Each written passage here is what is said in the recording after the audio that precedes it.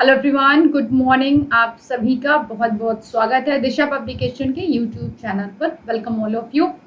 तो आज हम एक नया टॉपिक डिस्कस करेंगे जिसका नाम है राइट टू एजुकेशन एक्ट 2009। इससे पहली क्लास में मैंने आपके साथ में एनसीएफ 2005 यानी कि नेशनल करिकुलम फ्रेमवर्क 2005 को डिस्कस किया था।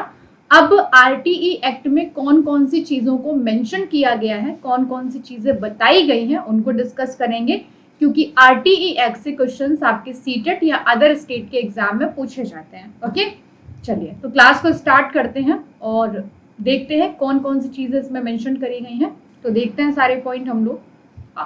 राइट टू एजुकेशन एक्ट 2009 ये एक जो विधेयक आपका आया, ठीक है, इससे दिसंबर 2002 में भारतीय संविधान का 86वां संविधान संशोधन किया गया था।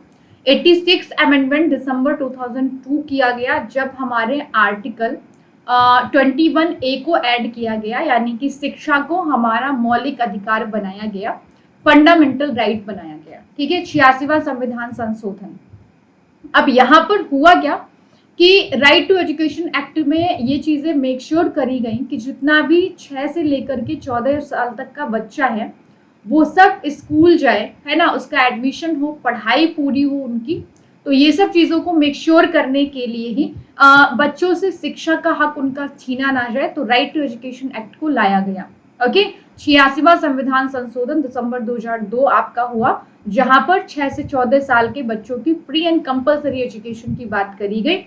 फ्री का मतलब यहाँ पर है कि आप बच्चे से एक भी पैसा नहीं ले सकते हैं, फ्री का मतलब ये है। और कंपलसरी का मतलब यहाँ पर ये है कि भारत के जो भी आपकी केंद्र सरकार या राज्य सरकार है वो ये मेक श्योर करे कि भाई हर एक बच्चा विद्यालय जाए और स्कूल में एजुकेशन ले। ओके, तो भाई 20 जुलाई 2009 को आरटीई एक्ट विधेयक आपके अपर हाउस यानी कि राज्यसभा में पास हुआ और इसके बाद में ये लोअर हाउस में पास हुआ। और आफ्टर दैट श्रीमती प्रतिभा देवी पाटिल जो उस टाइम पे प्रेसिडेंट थी, उनके सिग्नेचर हुए और देन ये आपका भारत के राजपत्र में प्रकाशित हुआ।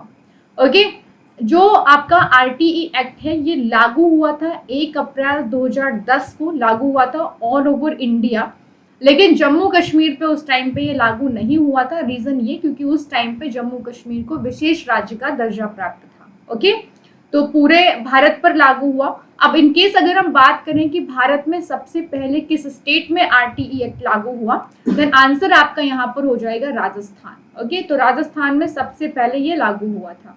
जम्मू कश्मीर में छूट गया था क्योंकि उस टाइम पे इसे अलग ही विशेष राज्य का दर्जा प्राप्त था, अलग संविधान था, दैट्स वाई। तो भाई हमारे आरटीई एक्ट को, ओके, मतलब शिक्षा को मूल अधिकार बनाने के लिए संविधान के अनुच्छेद 21 में खंड का को जोड़ा गया, आर्टिकल 21A आपका ऐड हुआ और जहां पर हमारी फ्री एंड कंपलसरी एजुकेशन की बात करी गई। आप सबको पता है कि फंडामेंटल राइट 12 से 35 और इन्हीं फंडामेंटल राइट में एक और हमारा फंडामेंटल राइट ऐड कर दिया गया।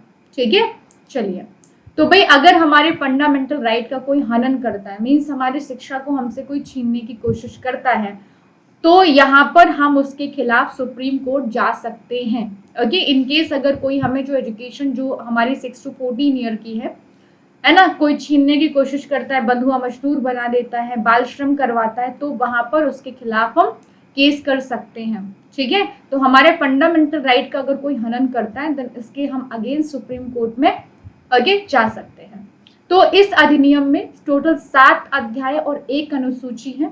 और अगर हम बात करें एजुकेशन को फ्री एंड कंपलसरी और साथ ही साथ फंडामेंटल राइट बनाने वाला, नॉर्वे दुनिया का पहला देश रहा है और 135वां देश है भारत जिसने एजुकेशन को फंडामेंटल राइट बनाया है। ठीक है, तो आरटीई एक्ट लागू करने वाला दुनिया का सबसे पहला देश कौन सा है, वो है नॉर्वे और भारत है 135वां देश। ओके, चलिए, तो अगले क्वेश्चन की ओर हम, सॉरी अगला क्वेश्चन नहीं, अगला हम लोग पॉइंट डिस्कस करते हैं। ओके, चलिए, तो यहाँ पर कुछ धाराएं हैं। देखिए, आपसे ये नहीं पूछेगा कि किस धारा में कौन सी बात करी गई, लेकिन ये जरूर आपको ध्यान देना है कि आरटीई एक्ट में कौन कौन सी चीजों के ऊपर बात की गई है, वहां से क्वेश्चंस आपके पूछे जाते हैं। पहली बात तो ये कि 6 से 14 वर्ष तो ये नॉर्मल जो बच्चे हैं उनकी एजुकेशन के बारे में बात की जाती है। इसके अलावा जो दिव्यांग बच्चे हैं उनकी 6 से 18 तक की एजुकेशन, मतलब यहाँ पर उनका टाइम पीरियड थोड़ा सा बढ़ा दिया गया। लेकिन जो न्यू एजुकेशन पॉलिसी जो मैं अगले वीडियो में डिस्कस करूंगी आपसे, अब एज का ये जो क्राइटेरिया वो चेंज हो गया है। न्यू एजुकेशन पॉलिसी में 3 से 18 साल के बच्चों की एजुकेशन के ऊपर फोकस किया जाता है। ओके, वेल आरटीएक से क्वेश्चन आते हैं तो इसको हम पढ़ लेते हैं और अच्छे से कवर कर लेते हैं। तो भाई धारा 1 में अधिनियम का संक्षिप्त नाम दिया है और कब ये लागू हुआ है इसकी डेट दी गई है, तारीख दी गई है। और धारा 2 में महत्वपूर्ण जितने भी शब्द से समुचित सरकार यानी कि अप्रोप्रिएट गवर्नमेंट मींस सेंट्रल और स्टेट गवर्नमेंट दोनों, ठीक है, इनके बारे में बात करी गई। बालक मींस कितने से कितने एज के बच्चे आएंगे इसके अंतर्गत, और प्रारंभिक शिक्षा यानी कि कक्षा 8 से 8 तक की एजुकेशन की बात करी गई। आप सबको पता है शिक्षा हमारी समवर्ती सूची का विषय है, कॉन्करेंट लिस्ट में आता है, ठीक है, जहां पर केंद्र और राज्य दोनों ही सरकारें नियम बना सकते हैं। ओके, अगला पॉइंट देखिए, धारा 3 के बारे में बात करें तो यहाँ पर बोला गया कि 6 से 14 वर्ष के सभी बच्चों को निःशुल्क और अनिवार्य शिक्षा दी जाएगी। मींस आप किसी तरह की कोई भी फीस नहीं ले सकते हैं बच्चे से, ठीक है, ये बात हुई है आपकी धारा 3 में। अगला पॉइंट है धारा 4। धारा 4 में एज के अकॉर्डिंग प्रवेश देने की बात करी गई है। एज के अकॉर्डिंग प्रवेश का मतलब यहाँ पर ये है, जैसे कि मान लीजिए किसी बच्चे ने अपनी शुरुआती एजुकेशन को पूरा नहीं कर पाया है, इन केस, ठीक है, किसी रीजन की वजह से पूरा नहीं कर पाया है, तो यहाँ पर आपका क्या होगा, अब उस, जैसे कि मान लीजिए कोई बच्चा 12 साल का है जो आया है एडमिशन लेने, अब आप उसने शुरुआती एजुकेशन पूरी नहीं करी तो आप उसे क्लास फर्स्ट में नहीं डालोगे, आपको उसकी एज के अकॉर्डिंग क्लास में डालना पड़ेगा। बाकी जो एजुकेशन उसकी छूटी है उसको आपको एक्स्ट्रा क्लास वगैरह देकर के कवर कराना पड़ेगा। आइए अगला पॉइंट है धारा 5। स्थानांतरण पर रोक नहीं होगी। मींस कुछ विद्यालय होते हैं जो बच्चों को है ना ट्रांसफर सर्टिफिकेट नहीं देते हैं या उनको ट्रांसफर नहीं लेने देते, नाम नहीं काटने देते हैं, तो ऐसे कुछ रोक लगा देते हैं, तो वो चीजें नहीं होंगी बिल्कुल भी, है ना। ट्रांसफर पर आप रोक नहीं लगा सकते हो और ट्रांसफर सर्टिफिकेट देने से आप मना भी नहीं कर सकते हैं। और इन केस अगर बच्चे के पास में ट्रांसफर सर्टिफिकेट नहीं है उसके बाद भी आपको प्रवेश देना पड़ेगा, एडमिशन आपको देना पड़ेगा, ठीक है। ये चीज हो गई आपकी धारा 5 में। अगला पॉइंट देखते हैं धारा 6 में क्या बात होती है।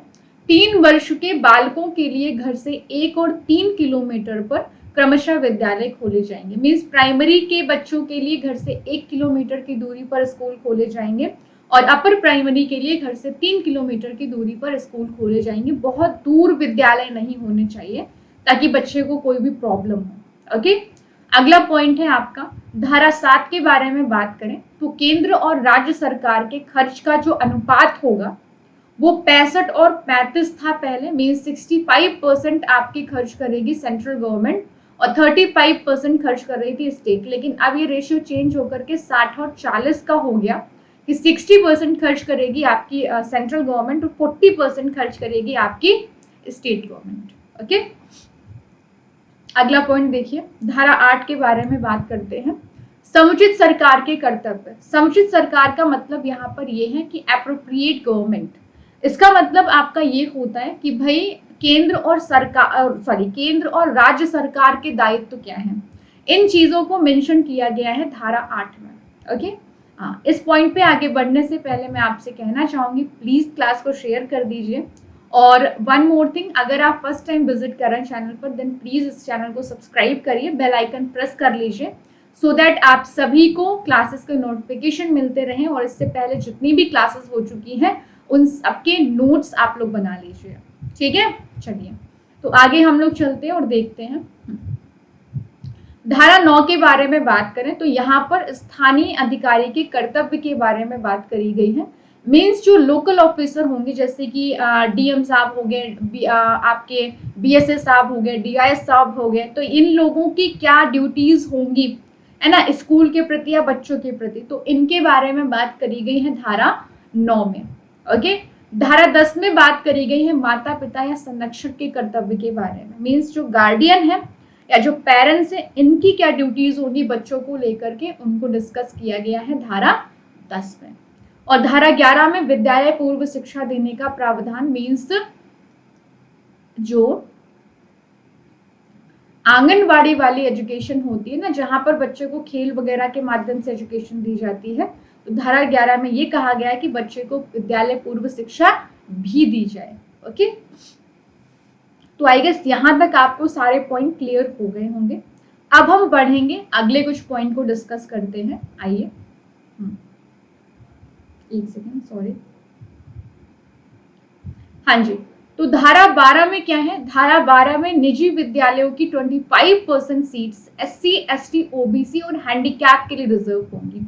इसका मतलब यह है कि जो प्राइवेट स्कूल्स होते हैं वहां पर 25% सीट जो SC या ST या OBC या हैंडीकैप वाले बच्चे उनके लिए रिजर्व कर दी जाएंगी। उनके ऊपर उन्हीं बच्चों का एडमिशन होगा और इनका खर्च कौन उठाएगा? तो इनका खर्च उठाएगी सरकार। ठीक है, देखो सरकारी स्कूल में तो वही चीजें चलेंगी जो है, उनका खर्च तो सरकारी उठाएगी, लेकिन जो प्राइवेट स्कूल है वहां पर कुछ 25% सीट को डिसाइड कर दिया गया है जिनका खर्च उठाएगी आपकी सरकार। ठीक है, चलिए अगला पॉइंट है आपका धारा 13। धारा 13 में कहा गया है कि किसी भी तरह का आप कोई भी प्रवेश शुल्क नहीं लेंगे बच्चे से, किसी तरह का कोई कोई भी एंट्रेंस फीस नहीं आप ले सकते हो। इनकेस अगर आप एंट्रेंस फीस लेते हुए पकड़े जाते हो तो जितनी फीस आपने ली है उसका 10 टाइम्स ज्यादा आपसे पेनल्टी लिया जाएगा। ठीक है, नेक्स्ट पॉइंट है कि भाई किसी भी तरह का कोई भी एंट्रेंस टेस्ट आप बच्चे से नहीं ले सकते हो। इनकेस अगर आप पकड़े जाते हो तो फर्स्ट टाइम में आपसे 25,000 का और हर बार आपसे 50,000 का जुर्माना लिया जाएगा। तो किसी तरह का कोई भी प्रवेश शुल्क आप नहीं ले सकते हो और किसी तरह की आप कोई भी प्रवेश परीक्षा नहीं ले सकते हैं। ओके, अगला पॉइंट देखिए कि धारा 14, बेटा एज सर्टिफिकेट होने के बाद भी, है ना, देखो एज सर्टिफिकेट इनकेस बच्चे के पास में नहीं है तो भी आपको उसको विद्यालय में एडमिशन देना पड़ेगा। आप मना नहीं कर सकते हो उसको कि मैं एडमिशन आपको नहीं दूंगा। ओके, एज सर्टिफिकेट बच्चे के पास में नहीं है तो भी आपको उसको एडमिशन देना पड़ेगा। ओके, और धारा 15 कहती है कि अगर एक बार हमारी जो एडमिशन की लास्ट डेट है वो निकल जाती है और उसके बाद में कोई बच्चा एडमिशन लेने के लिए आता है तो भी आपको एडमिशन देना पड़ेगा। जैसे कि मान लीजिए आपके स्कूल की लास्ट डेट है 31 जुलाई, अब बच्चा आता है वहां पर 25 अगस्त को, तो आप उसको भगा नहीं सकते हो, आपको एडमिशन देना पड़ेगा। ठीक है, फिक्स्ड डेट के बाद भी आपको एडमिशन देना पड़ेगा। अगला पॉइंट देखिए, धारा 16 में अवरोधन और निष्कासन पर रोक लगाई गई। मीन्स हम बच्चे को एक ही क्लास में रोक करके नहीं रख सकते हैं। बेसिकली फेल हो जाने पर रोक लगा दी गई कि आप बच्चे को फेल नहीं कर सकते हो। निष्कासन का मतलब है कि आप बच्चे को स्कूल से बाहर नहीं निकाल सकते हो, तो इस चीज के ऊपर रोक लगा दी गई। ओके, धारा 16 में ये चीज आपकी है। अगला पॉइंट है धारा 17। धारा 17 में शारीरिक और मानसिक प्रताड़ना के ऊपर रोक लगाई गई। मीन्स आप बच्चे को किसी भी तरह का फिजिकल या मेंटल टॉर्चर नहीं कर सकते हो बच्चे को। ओके, तो ये चीज आपकी हो गई कि आप बच्चे की पिटाई नहीं कर सकते हो, चाहे कुछ भी हो जाए। ठीक है, तो पनिश करना, कितनी भी शैतानी बच्चा करे आप उसकी पिटाई नहीं कर सकते हो, ये चीज है RTE एक्ट में। ओके, नेक्स्ट क्वेश्चन देखिए आकर के, धारा 18 के बारे में बात करें। बिना मान्यता के कोई भी स्कूल नहीं चलेगा। इनकेस अगर आप पकड़े जाते हो तो फर्स्ट टाइम में आपसे 1 लाख का पेनाल्टी पड़ेगा और अगर आप नहीं मानते हो तो पर डे के हिसाब से आपसे 10,000 का जुर्माना लिया जाएगा। ठीक है, ये हो गया अगर बिना रजिस्ट्रेशन के कोई विद्यालय रन कर रहा है तो। ओके, धारा 19 के बारे में बात करें तो धारा 19 विद्यालय के मान और मानदंडों की सूची के ऊपर बात करता है। इसका मतलब यहाँ है कि कुछ हमारे स्कूल के क्राइटेरिया होने चाहिए, है ना, वो विद्यालय कुछ क्राइटेरिया को फुलफिल करने वाला होना चाहिए। ये नहीं कि कहीं पर भी हमने विद्यालय खोला और पढ़ा ले लगे बच्चों को, तो ये चीज नहीं होनी चाहिए। ठीक है, नेक्स्ट पॉइंट है धारा 20। अनुसूची में संशोधन करने का जो अधिकार होगा वो केवल और केवल केंद्र सरकार का ही होगा। और किसी का भी नहीं होगा। ठीक है, आइए आगे हम लोग बढ़ते हैं और कुछ और पॉइंट को डिस्कस करते हैं। धारा 21 में कहते हैं कि एक विद्यालय प्रबंधन समिति बनाई जाएगी जिसके टोटल 16 सदस्य होंगे और जिसका 3/4 भाग अभिभावकों से बने और अभिभावकों का आधा भाग महिलाएं होंगी। मीन्स एक एसएमसी स्कूल मैनेजमेंट कमिटी बनाई जाएगी जिसका टोटल 16 सदस्य होंगे, जिसमें 3/4 कौन होंगे, गार्डियन होंगे, और इस 3/4 का आधा कौन होंगी, तो महिलाएं होंगी। ओके, ये है धारा 21 आपकी। अगला पॉइंट देखिए, धारा 22 के बारे में बात करें तो धारा 22 कहती है कि विद्यालय प्रबंधन समिति स्कूल के डेवलपमेंट की योजना तैयार करेगी। मीन्स विद्यालय को और कैसे आगे बढ़ाना है, कैसे और डेवलप करना है, इस चीज के ऊपर ध्यान दिया जाएगा। ठीक है, अगला पॉइंट देखिए, धारा 23 के बारे में बात करें तो शिक्षकों की योग्यताएं। ओके, धारा 23 में टीचर्स की जो एलिजिबिलिटी है उनके ऊपर फोकस किया गया है। इसका मतलब यहाँ पर ये है कि कौन कौन सी योग्यताएं होंगी। मीन्स टेट है, सीटेट हो गया, या बीएड है, डीएलएड है, ये चीजें टीचर्स के पास में होनी चाहिए। ये नहीं कि आप कुछ भी मतलब है ना, है नहीं और बस पढ़ाना आपने शुरू कर दिया। तो टीचर्स की एलिजिबिलिटी के बारे में बात करती है धारा 23। ओके, देखिए आप लोगों को उम्मीद करती हूँ कि समझ में तो आ ही रहा होगा, एक एक पॉइंट डिस्कस कर ही रही हूँ मैं आपके साथ में। वन मोर थिंग, आप लोग क्लास को शेयर कर दो, और अगर आप लोग कंप्लीट एग्जाम की प्रिपरेशन करना चाहते हैं देन आप लोग दिशा पब्लिकेशन की बुक्स को परचेज कर लीजिए, जो कि अवेलेबल है अमेजोन एंड फ्लिपकार्ट दोनों जगह पर। लिंक डिस्क्रिप्शन बॉक्स में दिया गया है। ठीक है, तो वहां से क्लिक करके आप लोग उनको परचेज कर सकते हैं। ओके, आइए अगला पॉइंट है आपका धारा 24। इसमें शिक्षकों की ड्यूटीज के बारे में बात करी गई है। टीचर्स के कौन कौन सी ड्यूटीज होंगी, कौन कौन से कर्तव्य होंगे। अब देखते हैं टीचर्स की ड्यूटीज के बारे में। तो भाई नियमितता एवं समय पालन। मीन्स टीचर हमेशा रेगुलर होना चाहिए और वो पंक्चुअल होना चाहिए। ठीक है, और एक फिक्स टाइम पर वो सारे पूरे कोर्स को कवर करें। ये नहीं कि छूट गया आधा अगले साल पढ़ा देंगे, तो एक फिक्स टाइम पर वो पूरे कोर्स को भी कवर कराएं। अगला पॉइंट है सरकारी नीतियों का भी पालन करे वो शिक्षक। जितनी भी गवर्नमेंट पॉलिसीज बनाई जाती हैं उन सबको भी फॉलो करे। ठीक है, धारा 25 में शिक्षक और छात्र के रेशियो के बारे में बात करी जाती है। मीन्स कितने टीचर पर कितने बच्चे होंगे। हालांकि न्यू एजुकेशन पॉलिसी में रेशियो चेंज हो गया है, बट हम आरटी एक्ट का आज पढ़ लेंगे और एनसीआर 2005 जब आप न्यू एजुकेशन पॉलिसी जब आएगा तो उसको वहां पर हम कवर कर लेंगे। ठीक है, अगला पॉइंट देखिए, धारा 26 कहती है कि किसी विद्यालय में कुल शिक्षकों की संख्या का 10% से ज्यादा भाग खाली नहीं रखा जा सकता है। मीन्स आप अकॉर्डिंग टू स्टूडेंट जो भी रेशियो आपके विद्यालय में होता है उससे ज्यादा 10% से ज्यादा आप वहां पर नहीं खाली करके रख सकते हो।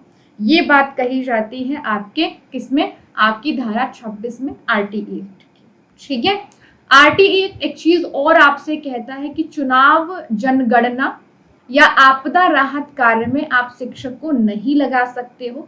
ठीक है, कि मतलब चुनाव, जनगणना, आपदा राहत कार्य के अलावा शिक्षक और किसी नॉन है ना स्कॉलस्टिक या शैक्षणिक कार्य में नहीं लगाया जाएगा। लाइक पल्स पोलियो में लगा दिया, पशु जनगणना में लगा दिया, इनमें नहीं लगाया जाएगा। ठीक है, बाकी 3 काम है, चुनाव में लगा सकते हो, जनगणना में लगा सकते हैं, आपदा राहत कार्य में लगा सकते हैं। That's it. ठीक है, आइए अगला पॉइंट देखते हैं। धारा 28 कहती है कि प्राइवेट ट्यूशंस पर रोक। मीन्स जो गवर्नमेंट टीचर होंगे वो प्राइवेट ट्यूशंस नहीं दे सकते हैं, इनके ऊपर रोक लगाई गई। ठीक है, और धारा 29 में पाठ्यक्रम और मूल्यांकन के नियम बताए गए हैं। मीन्स करिकुलम कैसा होना चाहिए और साथ ही साथ आपका जो सिलेबस इवैल्यूएशन का जो तरीका होगा वो कैसा होना चाहिए उसके बारे में बात करी गई है आपकी धारा 29 में। ठीक है, देखिए आकर के, तो भाई करिकुलम ऐसा हो जो आपका ओवरऑल डेवलपमेंट करे, सर्वांगीण विकास करे।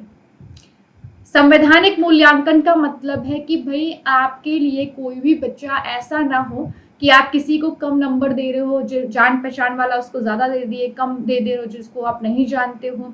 नंबर काट लिए वाले जो उसके पेरेंट्स से आपकी बनती नहीं, तो ऐसा नहीं करना है। आप संवैधानिक मूल्यांकन करेंगे, आपकी नजर में हर एक बच्चा बराबर है। आप उसको एक्टिविटीज बेस्ड लर्निंग करा सकते हो, मीन्स गतिविधि आधारित शिक्षण आप उसको करा सकते हो, ठीक है, जिससे बच्चा सीखेगा करके। अगला है सतत और व्यापक मूल्यांकन के ऊपर फोकस करते हैं, सीसीई।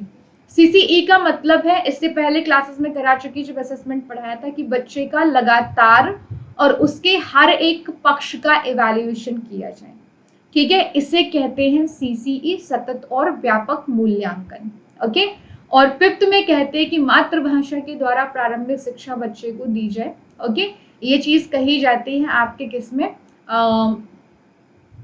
आरटीई एक्ट में, क्योंकि जब हम मदर टंग या अपनी जो भी हमारी है ना लैंग्वेज है, उसमें जब बच्चे को एजुकेशन देते हैं, तो उससे वो जो एजुकेशन आपकी होती वो नेचुरल होती, स्वाभाविक होती, वहां पर बच्चे पर किसी भी तरह का कोई भी फोर्स नहीं होता है कि नहीं नहीं आपको अंग्रेजी में ही बोलना है ना, तो ऐसा कुछ आपका नहीं होता है। अगला है भय मुक्त वातावरण में शिक्षा दी जाए, कोई भी डरा धमका करके आप बच्चे को एजुकेशन नहीं देंगे। ओके, आइए धारा 30 के बारे में बात करते हैं। धारा 30 में कहा गया है कि प्रारंभिक शिक्षा पूरी होने पर आपको पूर्णता का प्रमाण पत्र देना होगा, मींस बच्चे की जो प्राइमरी एजुकेशन है वो कंप्लीट हो चुकी है। ओके, अगला पॉइंट है धारा 31 में बच्चों के अधिकारों की सुरक्षा। जो भी बाल अधिकार सुरक्षा अधिनियम 2005 में जो भी अधिकार बताए गए हैं, उन सबको सुरक्षित रखने की बात करी गई है धारा 31 में, ठीक है, और जितनी भी शिकायतें होंगी ना बच्चों से जुड़ी, उनको 3 महीने के अंदर निपटाया जाए, ऐसा कहते हैं धारा 32 में। और धारा 33 में एक राष्ट्रीय सलाहकार परिषद गठन करने की बात करी गई है, नेशनल एडवाइजरी कमेटी, जहां पर मतलब केंद्र के लोग बैठ करके एजुकेशन में क्या चेंजेस करने, क्या क्या चीजें होनी चाहिए, उसको डिस्कस करेंगे, ठीक है। और धारा 34 में राज्य सलाहकार परिषद का गठन करने की बात किया गया, मींस जो स्टेट लेवल पर एक एडवाइजरी कमेटी गठित की जाएगी, ठीक है। धारा 35 में केंद्र और राज्य सरकार जरूरत पड़ने पर कुछ मार्गदर्शी सिद्धांत मींस गाइडलाइन भी जारी कर सकते हैं, इन केस नीडेड है तो, ठीक है। अगला पॉइंट है धारा 36, जुर्माना लगाने से पहले एक गैजेटेड ऑफिसर का परमिशन होना अनिवार्य है। अब बिना वजह नॉर्मल कोई भी व्यक्ति वहां पर पेनाल्टी नहीं लगा सकता है, ओके, एक सक्षम अधिकारी ही वहां पर पेनाल्टी लगा सकता है। अगला पॉइंट है धारा 37, केंद्र सरकार, राज्य सरकार और सक्षम अधिकारी तथा सलाहकार परिषद के सदस्यों के खिलाफ आप मुकदमा दायर नहीं कर सकते हैं, शिक्षक प्रिंसिपल्स इनके खिलाफ कर सकते हैं। ओके, आइए धारा 38 कहती है कि केंद्र और राज्य सरकारें इस अधिनियम के कुछ भागों को बदल सकती हैं, मींस इन केस अगर लगता है कि हमें कोई भी भाग को चेंज करना है, कोई भी प्रॉब्लम आ रही, तो वो चेंज कर सकते हैं उसको, ठीक है। अब हम बात करेंगे भाई हमारे प्राइमरी और अपर प्राइमरी लेवल पर टीचर और स्टूडेंट का रेशियो क्या होना चाहिए। तो देखो आकर के प्राइमरी लेवल पर जब हम बात करेंगे कि 30 बच्चों पर एक शिक्षक होना चाहिए, ठीक है, 30 बच्चों के ऊपर एक शिक्षक होना चाहिए प्राइमरी लेवल पर। अब 60 बच्चों पर होने चाहिए 2 टीचर, और 61 से 90 बच्चों पर 3 शिक्षक होंगे, 91 से 120 तक 4 शिक्षक होंगे, और 121 से 200 तक 5 शिक्षक होंगे। वन मोर थिंग, जब स्कूल में 150 से अधिक बच्चे हो जाएंगे तो टीचर तो 5 होंगे, एक हेडमास्टर जरूरी हो जाएगा फिर आपके लिए, ठीक है। और अगर स्कूल में आपके प्राइमरी लेवल पर 200 से अधिक बच्चे हो जाते हैं तो वहां पर रेशियो चेंज होगा, 40 बच्चों पर एक शिक्षक पढ़ाएगा। बट न्यू एजुकेशन पॉलिसी में चेंजेस हुए हैं, उनको अगली क्लास में हम डिस्कस करेंगे, ठीक है, उसको नहीं भूलना। आइए अगला पॉइंट देखते हैं। अपर प्राइमरी लेवल पर शिक्षक और छात्र का जो रेशियो होगा वो 1:35 यानी कि 35 बच्चों पर एक शिक्षक रहेगा, ठीक है। और 100 प्लस हो जाने पर प्रधानाध्यापक यानी कि हेडमास्टर के अलावा एक आपका आर्ट टीचर, एक आपका कार्य शिक्षा, एक स्वास्थ्य और शारीरिक शिक्षा के अलावा एक अंशकालिक शिक्षक भी वहां पर होने चाहिए, ठीक है। और साथ ही साथ विज्ञान, भाषा, गणित और सामाजिक विषय के शिक्षक पूर्णकालिक होने चाहिए, ठीक है। तो ये अपर प्राइमरी के बारे में बात हो गई। अब हम आगे बढ़ते हैं और देखते हैं। चलिए, तो भाई कितने कार्य घंटे और वर्क आवर्स वगैरह होंगे उनको देख लेते हैं। तो हर एक teacher in a week 45 hours उसको काम करना पड़ेगा। ठीक है, 45 घंटे एक हफ्ते में काम करना पड़ेगा। और अगर हम बात करें एक दिन में, तो एक दिन में केवल जो पढ़ाना होगा वो प्राइमरी लेवल पर आप 4 घंटे पढ़ाएंगे और अपर प्राइमरी लेवल पर 4.5 घंटे आप। ठीक है, स्कूल के कुछ क्राइटेरिया थे। बेटा स्कूल ऐसा हो जो हर मौसम में सुरक्षित रहने वाला भवन हो। मीन्स ये नहीं कि पानी बरस रहा है तो टपक रहा है ना, धूप बहुत है गर्मियों में, सर्दियों में धूप ही नहीं आ रही, तो ऐसे हर मौसम में सुरक्षित रहने वाला भवन होना चाहिए। और स्टूडेंट के लिए, बालक और बालिकाओं के लिए अलग अलग वॉशरूम होने चाहिए और शुद्ध पेयजल की व्यवस्था भी होनी चाहिए। और मिड डे मील पकाने के लिए प्रॉपर एप्रोप्रिएट जगह होनी चाहिए, ये नहीं कि क्लास के पीछे ही पका रहे हैं। पौष्टिक भोजन की सुनिश्चितता होनी चाहिए। ठीक है, मतलब हेल्दी न्यूट्रिशन है ना, पूरा बढ़िया एक फूड हो। अगला है विद्यालय के चारों तरफ सुरक्षा की दृष्टि से बाउंड्री वॉल भी होनी चाहिए। और हर एक स्कूल में एक लैब होनी चाहिए जहां पर बच्चों को पुस्तकें घर ले जाने की इजाजत दी जाए। ठीक है, और यहाँ पर एक प्लेग्राउंड भी होना चाहिए जहां से बच्चा खेल सामग्री अनिवार्य रूप से उपलब्ध हो। ठीक है, तो ये था हमारा आरटीई एक्ट 2009 जिसको हमने डिस्कस किया। एक बारी मैं आपको सारी स्लाइड दिखा देती हूँ। ठीक है, आप देख लीजिए।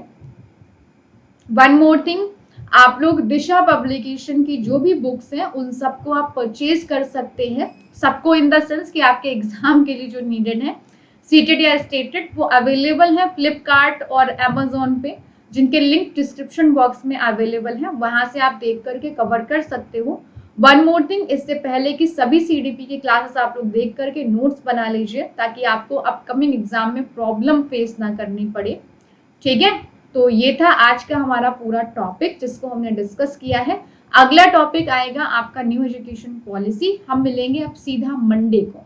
ओके, प्लीज आप लोग क्लासेस को शेयर करते रहा करो अपने दोस्तों के साथ में। ओके, ताकि वो लोग भी इन क्लासेस को देखते रहें और है ना लाभ उठाते रहें। वन मोर थिंग, आप लोग, हाँ ये कह रही थी, चैनल को सब्सक्राइब कर लीजिए, बेल आइकन प्रेस कर लो और साथ ही साथ वीडियो को लाइक कर दो। Thank you so much, wish you all the best. अपना अपना ख्याल रखिए, फिर मिलेंगे हम लोग नई क्लास में। तब तक के लिए bye bye, take care, thank you.